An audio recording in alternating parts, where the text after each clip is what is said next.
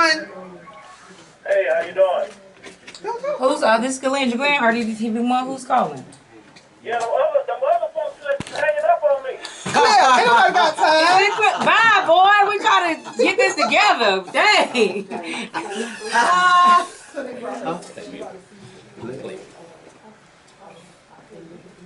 We about to go live.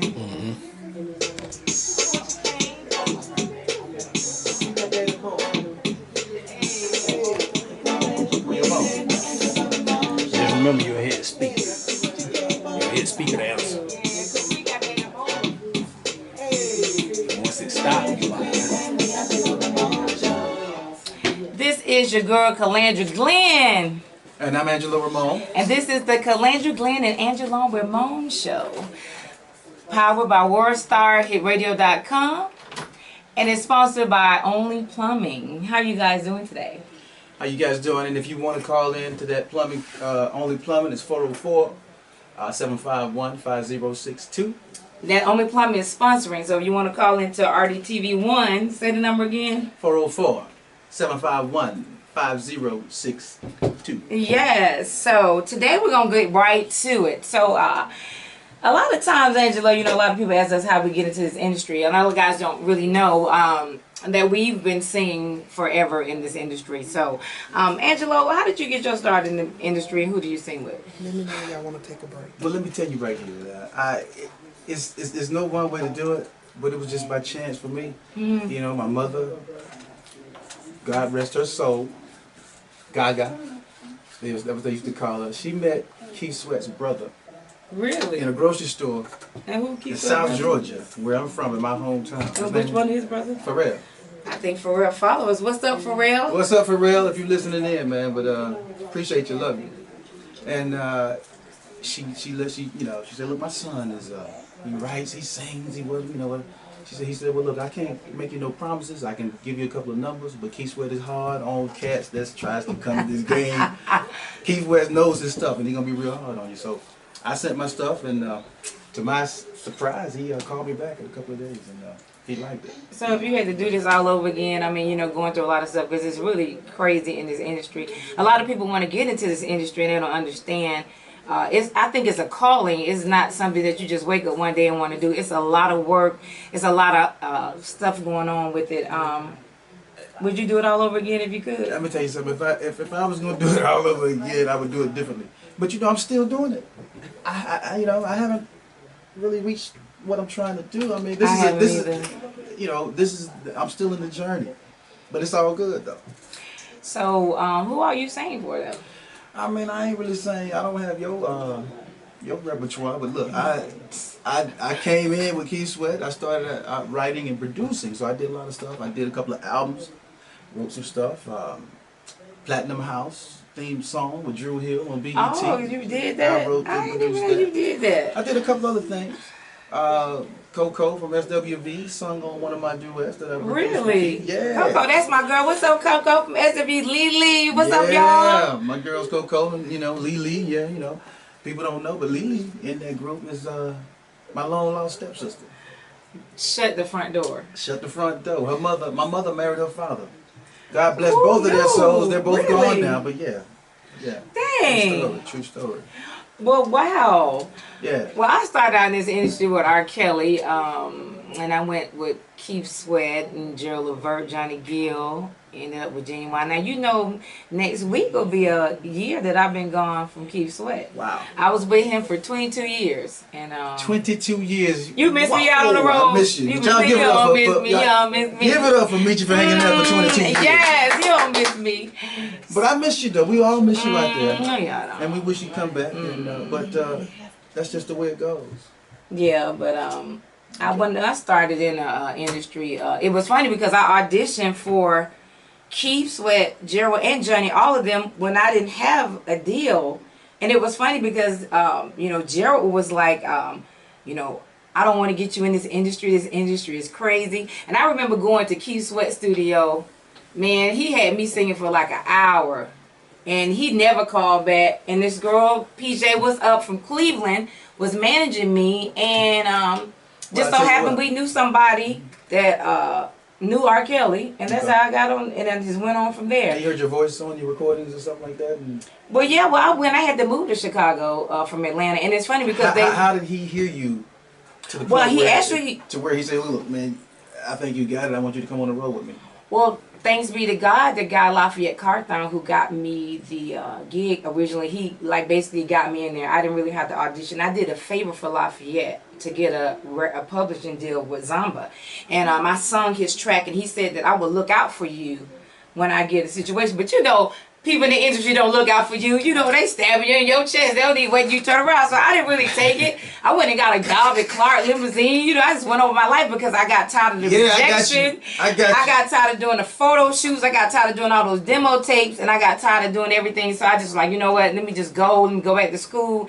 And I got that phone call. And then we didn't have the internet. It wasn't that you can email somebody or go on YouTube. They was like, we dealt to dashing you the tape. What did the phone call consist of? What did he tell you? He didn't call me. Pam called me and said that they had been looking for me, and they had been looking for her that was looking for me. This was like fourth person, and so when they called me and told me I was going out with Robert, we call him Robert. I didn't believe it, and so I had to leave literally 3 days after that. But they Delta dashed me the tape, and see that's funny. They put a tape on the plane, y'all, just a tape by itself. And Delta Dash it. That's how we had to do it back in the day for you millennials. You couldn't email nothing. You couldn't YouTube it. You couldn't do anything. This is like in 91.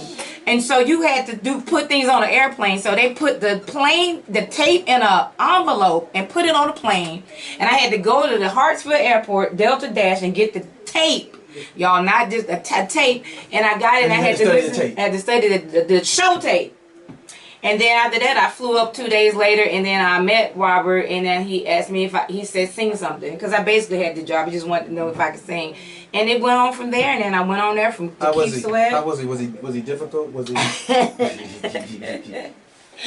Did he get in your ass? Now, let me tell you something. But that's no pun intended. He get in my seat. Now you know what they say about it. Well, no, I ain't talking about that. But you asked the wrong question right there. You asked the wrong. Oh, you asked the wrong question. But I understand what you said. But you know that didn't go over well. Okay. No, but he was a person that he was very meticulous, and I learned a lot from him. We rehearsed a lot, you know, and I learned professionalism from him, and you know, we rehearsed. I mean, everybody had to be perfect. God bless his soul. Hopefully, he moves on and does his thing, and gets out of the things that he's got going on right now. How you gonna ask me a question then go on to that? But anyway, I got with Keith from we performed at the Olympics. He's one of my biggest influences. Mine too. I think he's great. I mean, everybody got some stuff with him. But anyway, then that's how I got with Keith, and well, that's cool. And we all know Keith's situation, and Keith is he's very difficult on a brother. But he knows his stuff. Sing with him, I still sing with him. How long it's been? I've been with him for, I started singing with him in 2010. I've been with him for like 10 years now singing. But yeah, he knows his stuff. He still knows his stuff. And if you ain't on point, he gonna call you out. Well, that's everybody. I think when you hit the stage, and that's the thing we want to talk about, getting into this industry. You know, you guys want to know how to get into this industry. First of all, you got to be really serious about, it's not something that you can just wake up and decide you want to do, because you see the videos and you see the money in the cars. Let me tell you something, your credit gonna get bad. It's a process. You're gonna have to invest in yourself. It's that finished product that you guys see, and you know what, half of y'all, the stuff y'all see on social media, it's not really real. Y'all got to wake up. That money in the cars, all of that stuff is just a video. It's a struggle. It's a calling. It's just for the young people. But I'm just saying, it's a calling to do that. You have to study your craft. You have to study anything that you're doing. And this music industry is so cliquish. But even the cats that you see, they're about their business. When you see them cats on that screen and you hear them on that radio, they have handled their business behind the scenes. But that's what I'm letting them know. You got to start out. You got to practice. You got to rehearse. You got to do that religiously. And it's good to write your own songs. That's one of the tips I'm going to have today. It's good to, I got my own record company in 2000. I didn't put my own song out to 2016 on my own record label. I was reading a book, How to Manage Your Band Business. And I was managing myself. And so you want to do these things, get your own production company, get your own music company, so you can get your money. I know a lot of you seen a lot of things from TLC and Tony Braxton, you know, peace out to them, but they sign a lot of bad deals. Those contracts are like, you have to read those contracts, and it's like to get your own situation, it's like to be your own boss is the greatest thing. Write your own They songs. say independent is the way to go now. It is, because it's so, like now, it's not like when we tried to get into the record industry. You had to go, let me tell you something, you had to do photo shoots, you had to go back. They may tell you too light, you too dark, you too fat, you too skinny, that your music too this, too that. Now you have social media, you have all these, you know. You got your own platforms that you can. Right. And you can just put your own stuff out. Get your fan base up. Right. Communicate with people. And I think that's engage. Right. And that's what it takes. I'm still learning. We both still learning. I'm learning this new process too, because let me tell you something. I used to think back in the day though, now the old process was better than now. Not trying to be funny, I think the old process weaned out the real artists. Like, I'm just gonna keep it real. We got a lot of mumbling rappers today. You can't understand what they're saying. You got a lot of people singing some stuff that you can't, that's never gonna last. I'm just gonna keep it real, because I'm old school. I'm about real lyrics, real singers, real. It's coming back though. It's coming back. R&B is coming back. In a big way. But it's coming back in a big way. People need to study that craft. Like, I grew up playing the piano. You know what I'm saying? You know, our parents had us in music class. We were playing instruments. We were writing. It takes more than to just get up and mama to a beat. And nowadays the beat is going. The beat is selling music other than the lyrics. Some of these lyrics is crazy. I mean, you know, it will never be elevator music. You know how you be in the elevator and you hear your old song, but it's instrumental? It'll never be that. It'll never be that. But look, it's all good. Music is music. There's a genre for everybody. But hey, just persevere and keep doing your thing, and maybe, you know. Well, yeah, keep persevering, but you know, just because you keep doing something, you could be doing it wrong. We just trying to teach them how to do it right. You gotta do it right. But y'all stay tuned. We're gonna give y'all some pointers. We're gonna give y'all 5 pointers that we feel like you need to take to get to the next level. Stay tuned. RDTV1. WorldStarHitRadio.com. Yes. So, you know, yeah, I think it's music gonna come back. I think it's coming back. It's taking a minute. So tell me something. Tell people, catch people up on what you've been doing since you've been off the road.